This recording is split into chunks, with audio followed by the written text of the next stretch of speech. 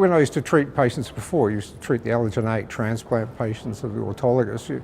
They were very, very ill during their treatment, and a lot of them have significant morbidities after their treatment. But the patients who had CHOP, I used to say, oh yeah, CHOP, that's all right. Don't see much toxicity with that.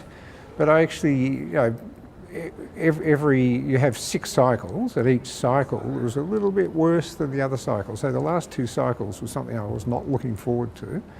I got peripheral neuropathy, so got numb feet, which I've still got, so you get those sort of toxicities. And I kept a diary, and I went back over the diary before I came here, and 45% of the time of my treatment I felt crappy, basically. It's like a bad hangover, which is a long time to have a bad hangover. Well, I think CHOP, one of the good things is, I mean, you don't have any nausea or ill effects from the initial chemotherapy treatment. Nausea used to be a big problem, but now, dexamethasone and other drugs like that, you're given at the time of the administration of your drugs, you don't have that effect. But I think the fact that your neutrophils drop, and I was on a study where I had 40 blood tests to check what my neutrophils are doing for a filgrastim study, and when the neutrophils dropped below 1, you could feel it. You felt unwell, basically.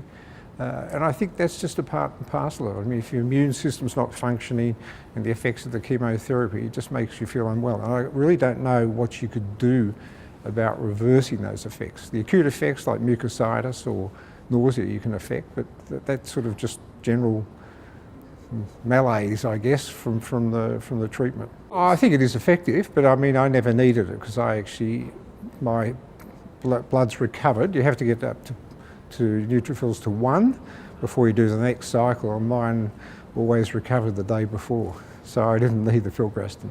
You can reduce the vincristine, so my hematologist is also a patient of mine. We decided, because I was getting tingling in my hands, that the last dose we actually didn't go ahead with the vincristine because he sent an email out saying that my very limited ordinary surgical skills may be compromised. So he's got a sense of humour.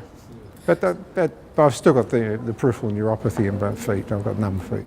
Well, it's sometimes better not to treat, I think, because it's very easy to make someone who's well ill, and by the drugs you're being given do make you ill. There's no doubt about that at all.